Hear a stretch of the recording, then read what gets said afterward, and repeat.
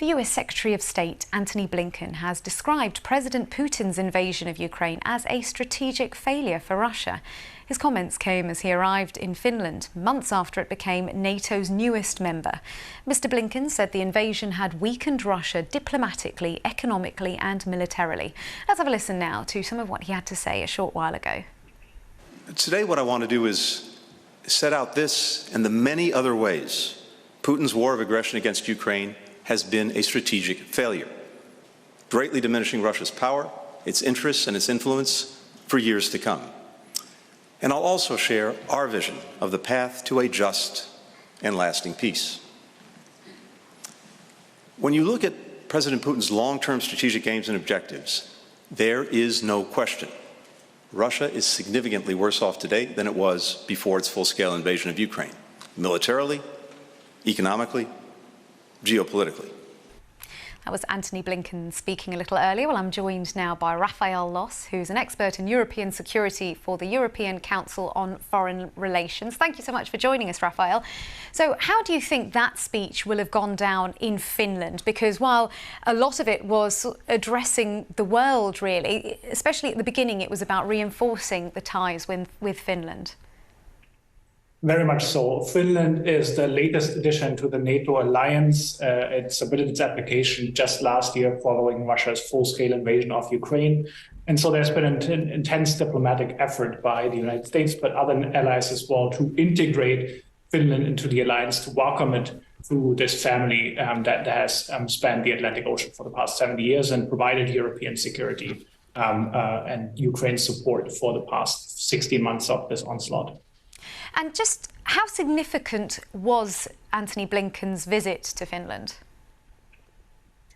Antony Blinken visited the Nordic countries this week. He went to Sweden first, then to Norway, and finally he made his way to Finland. All of this is in preparation of the NATO summit in Vilnius, in addition to the bilateral ties that the US is seeking to strengthen with these countries.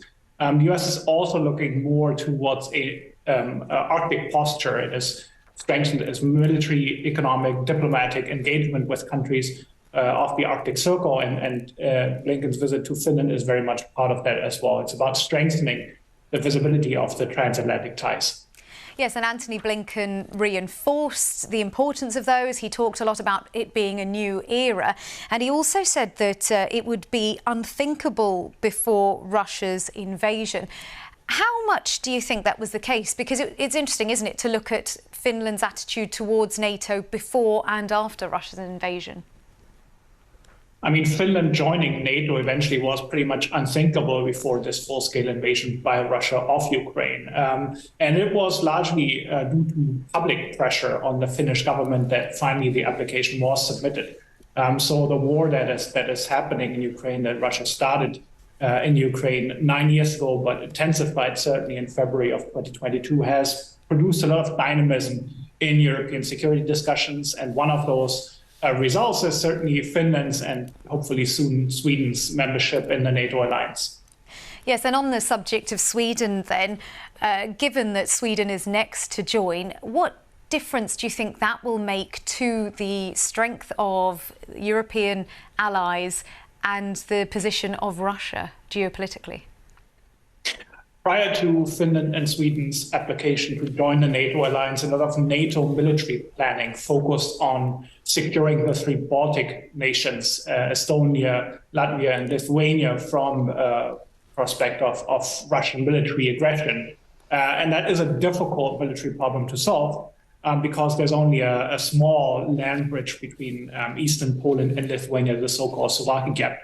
With Finland's and Sweden's accession to the alliance, you now have a much broader picture encompassing all of the Baltic Sea, which makes reinforcing frontline troops much easier than before. And so from a Russian perspective, this complicates, of course, the military picture in Northern Europe. A lot of Russian ground forces are being sent to Ukraine to fight this war of aggression. But we can certainly expect Russia to reposture its forces after the war ends at some point, and to present a growing and sustained threat to European security order. Raphael, thanks for your analysis.